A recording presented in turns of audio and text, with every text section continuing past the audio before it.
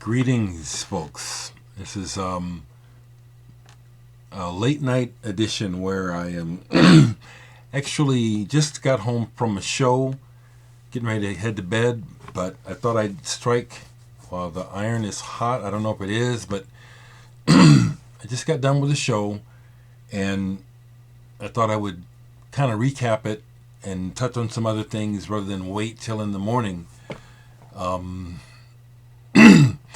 My voice is shot from all of the excitement earlier tonight. My band Chemicals, you saw the last video clip that I uploaded on my channel was my show with the band last week. And we just played again tonight, Chemicals, and had the great pleasure of opening tonight. Let me get the first album for the band Vinyl Williams. Now, I've shown this before, and I showed it recently. Their 2015 album, Into, which I absolutely adore. And it's very dreamy and cosmic sounding. And they were great tonight. And just as I kind of suspected, meeting Lionel Williams, who is the leader of the band Vinyl Williams. Lionel Williams is the grandson of John Williams, the famous music composer for films, Star Wars and all that stuff. But I could tell from the music that there was something cosmic about it, and sure enough, and he's not an airhead, we clicked right away. And it is coming from a cosmic place from him, which he explained to me, and it makes complete sense to me. Not something you would probably talk to just anyone about, but some astrological things where he feels a connection and is trying to express that through the music. And it's like, wow, well, I sure hear it. Anyway, great show. Chemicals came through again. Matter of fact, we blew everyone away, including Vinyl Williams. Honestly, he said we should be opening for you, which I appreciate, because Chemicals is happening. You're going to be hearing about us in 2017. It's just a very organic and spiritual thing going on with the band. Anyway, I took some records. I don't do much merch with Chemicals. We don't have a CD yet, but I wanted to see if I could trade, because, I'm skint. And sure enough, Lionel was way cool into trading, so I traded him a copy of Flyover for a limited edition copy of their brand new album, Brunei. Now, as we were talking and I gave the album to him, I said, I got to show the record to you, because he had given me a copy of his album, and then I wanted to show him that, the splatter vinyl. And he said, "Oh, well, we got to give you the limited edition turquoise version. It's out in the van." I said, "Hell yes," So I was able to he gave me a limited edition in trade, a limited edition version of the new album, which I absolutely love this band. And dreamy and cosmic are the right words. These visuals he creates too. He's a whiz at computer graphics. There's a really nice colorful insert. They had wonderful graphics on screen back behind them, and they sound just like they do on record live. It was a really good show. They're getting ready to join Temples, opening Temple for Temples on tour. You've heard of that band. But they just started the tour in Fort Collins, and then Omaha was their second night with us in Ocoa. Ocoa is a local band who played. They had a good set too. It was a good night, which is why I'm sharing, because I'm still hyped and reviewing the night and the energy. Really good music, and as you know, the primary thing that I talk about here is music. The new Vinyl Williams, Brunei. you can sample it online very easily, but this is just great. Really cosmic. While I'm at it, I can show you another brand new album that was sent to me by the artist, who is also a friend of mine, I'm happy to say, and it's buried because I've been playing so many records, but it's not buried. It's right here. Rikk Agnew. There it is. Okay, so Vinyl Williams. Just played with Vinyl Williams. You folks that have been following me know that Rikk Agnew, punk rock living legend, started the bands The Adolescents, Christian Death. He was originally in Social Distortion on bass. D.I. I hooked up with him a few years ago when I got hired to play with him in Sioux City. And then a year later, he played in Omaha and came and stayed with me. And we've just bonded. We were just really good friends. Last year, he came through on tour. Or was it this year? I think it was last year. With Gatain Dimon. And RAF got to play with him. And it was just great. Like, we're just good friends. So he let me know he wanted to send me his new record when it came out. And sure enough, it's out. Rikk Agnew Band, Learn. And that cover, which is hard to look at, and at first you wonder, is that real? Yes, it is. I dare say this appears to be a napalm victim. A picture from war times. I bet you that's what this is. A man whose half of his face and body is melted off from napalm, and yet he survived and he's still alive. The intensity of this image and the fact that it is potentially so shocking and offensive is perfect for this album, because Rikk has not softened one bit.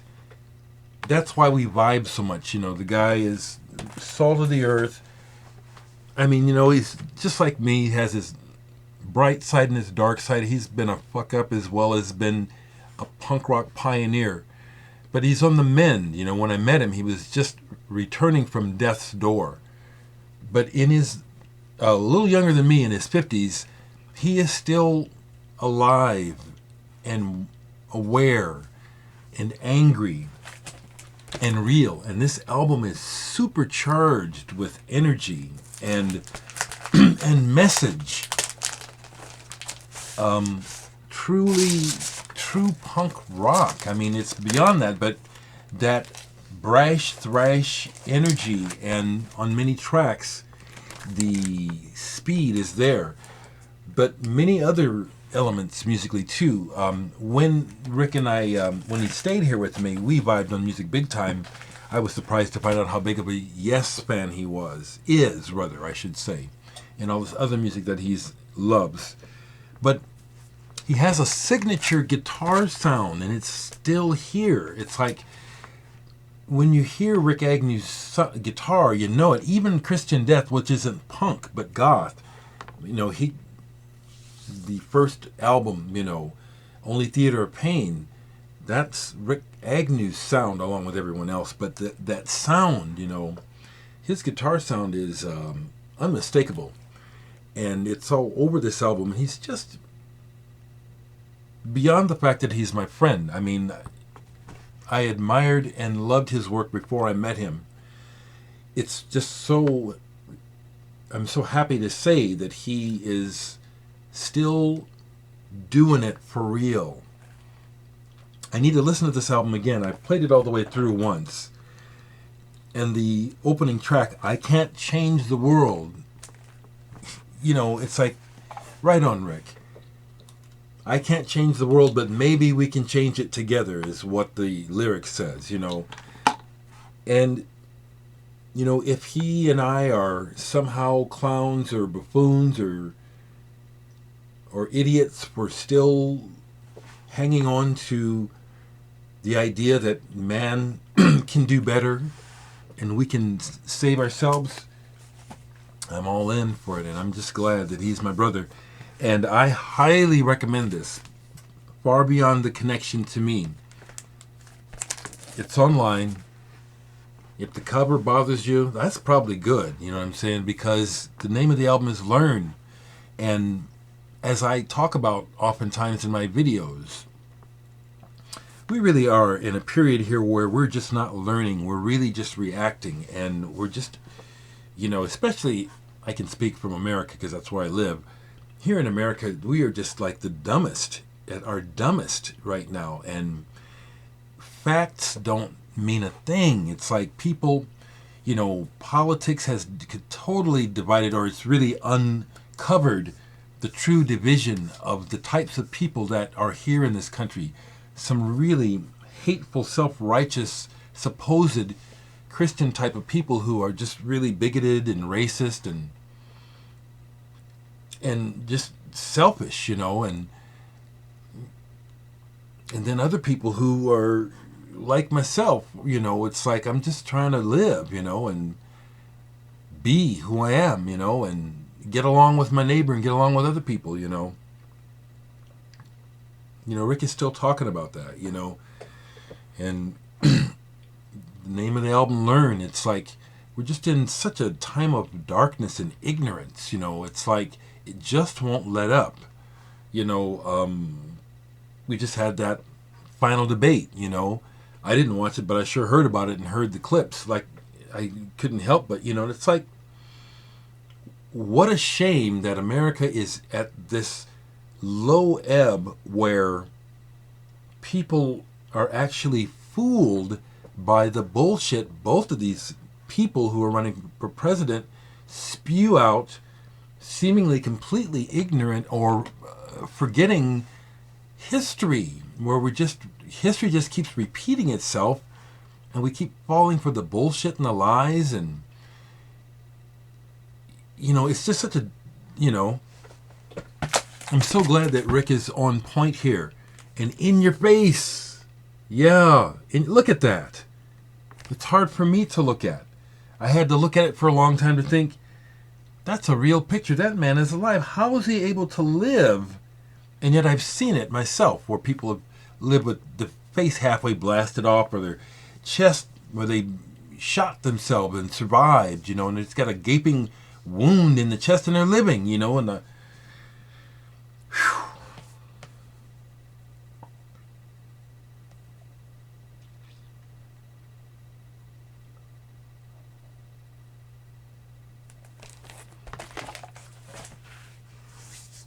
I'm glad that I'm still able to share all of this with you, and I'm glad that I connect. When you see a bit of a smugness or a smile that's double-edged, it's there, because of, the real life dealing with as a dark-skinned person, continual double-standardness, harassment, and stereotyping, it's directly at me, and I'd be trying to send a message here, it's like, but just like I said earlier, the facts don't matter. People just believe what they want to believe, and people try to give me shit, and I ain't taking it, and you hear about it sometimes, and some of y'all wonder what it's about, but let me just put it very generally, that dark-skinned people, whether you're black, Indian, Mexican, Latino, I think a lot of you know what I'm talking about, that goddamn double standard where, you know what I'm talking about. It's got a lot to do with the horror of this political climate. I'm not saying their names, but some of you folks can put together, obviously, where I stand, which is with neither of them, but one person who is just, a opportunist business person, so obviously all about himself and self-congratulating and ego, and yet Millions of people think this man is going to can do something constructive? Really? That's how dumb America has become. There was a time when there was no way. Last thing I'll say about this is that, it's all my opinion. I basically predicted all this shit, and some of you people who remember when Barack Obama was first elected, I said it then. You guys don't see it. This is not a victory. Obama is just going to be the fall guy for the neocons, the racists. No matter what he does, whether he does anything good or bad, he's going to be blamed. It's going to be, and it's happened. It's like all of a sudden, all the atrocities that were laid at Obama's feet, thanks to Bush and the Clinton and all the whole run before him. It's like all of a sudden that all disappeared, and it's all of a sudden just this black guy's fault. And that's where we're at with a lot of people in this country. That very blind point of view, which is horrifying to a person like me. I can understand how a person who is Caucasian, even light-skinned, other non-Caucasian, but non-black, not dark, where you might not really be able to understand what I'm saying. Matter of fact, I know most of you can't. But you folks that are living the nightmare of being black and brown in this world, you know what I'm talking about. And just one more time and try to make it get across. We're at such a low point of intelligence, the lack of it in America, that this self-centered bully actually has people convinced that he can do something based on nothing. And even as I say this, I can hear in my mind the different possible ways of people coming back about, oh, this and all that. And none of it based on fact, just based on what they want to believe. Whew. And the other person, I am not fooled. Just a careerist. A corporatist. It's fucking sad. So, I'm going to try my best to get back on the good foot because it's the thing that is saving me from being horribly depressed, which I probably am, but I'm depressed all the time anyway, so it's just like normal to me, you know what I'm saying? So I'm not over here blue. I'm over here aware. So the thing that saves me, the thing that keeps me going, besides being able to, very simply just sit here and listen to music and kind of have a halfway decent comfort zone, I also get to play music. I get to make music, here by myself and with many other people. And on top of that, the music not only touches me and sustains me and energizes me, it touches other people. It's just the most wonderful thing that sustains me and gets me through this